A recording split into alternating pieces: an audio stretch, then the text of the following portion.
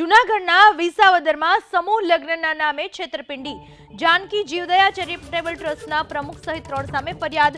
ભરત ઉસદડિયા, મહેશ ગજેરા, મહેશ વઘાસિયા સામે ફરિયાદ. સમૂહ લગ્નના નામે 3,52,000 રૂપિયાની છેતરપિંડીનો આરોપ. ભોગ બનનાર વ્યક્તિ રઘુભાઈ રાઠોડ આપણી સાથે જોડાઈ ચૂક્યા છે. રઘુભાઈ, કઈ રીતના છેતરપિંડી થઈ છે? હાજી બેન, હા, કઈ રીતે છેતરપિંડી થઈ? એ તેમના સમૂહ લગ્નનું એને આયોજન કરેલું હતું. જીવદયા ટ્રસ્ટ દ્વારા. એટલે તેમની તારીખ હતી 13/5/2024ની અને અમે એમાં જોડાયા હતા બેન. એટલે અમારી ઉપર એને વિશ્વાસઘાત કરેલો. 11,000 રૂપિયા દીકરીના માવતર પાસેથી અને 11,000 દીકરાના માવતર પાસેથી. અચ્છા, એટલે અત્યાર સુધીના કેટલા લગભગ આવી રીતના 51 દીકરીઓના લગ્ન હતા બેન. પછી તમે એનો સંપર્ક સાધવાનો પ્રયત્ન કર્યો? કઈ રીતે લગ્ન કેન્સલ કર્યા કે કઈ રીતના છેતરપિંડી? તમને કેવી રીતના ખબર પડી?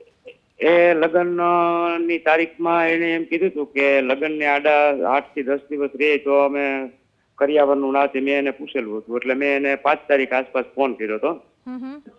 5 તારીખે ફોન કર્યો એટલે 5 તારીખે એને મને એમ કીધું, મેં કીધું કરિયાવરનું તમે અહીંયાથી ભરી દેવો કે જાનું આવે ત્યારનું રાખ્યું છે, હું છે હું નહીં એમ. તો એ લોકોએ એમ કીધું કે હું તમને 2 દીમાં ફોન કરું છું. બરાબર. એટલે 2 દિવસમાં બેન એનો ફોન આવ્યો નહીં. બરાબર.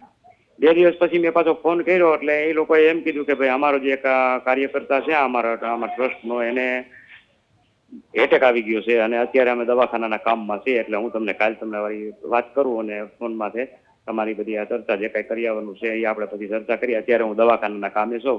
એવી રીતે મને એને જવાબ દીધો, કાલના હું તમને વાત કરું.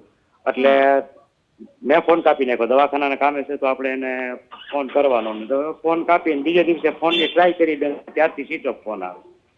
બરાબર. પછી આ લોકોના જે લગ્ન ગોઠવ્યા હતા એનું શું થયું ને આ બાબતે પોલીસ ફરિયાદ નોંધાવાય ખરા? હા, પોલીસ ફરિયાદ મેં કરેલી છે. અન્ય જે તમારા જેવા 51 પેરેન્ટ્સ હતા એ લોકોએ કરેલી છે ખરા? એમાં એ લોકો મારી સાથે સહમત છે. બરાબર.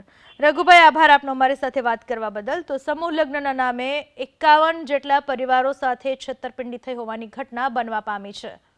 હાલમાં પોલીસે આ બાબતને લઈને તપાસ શરૂ કરી છે.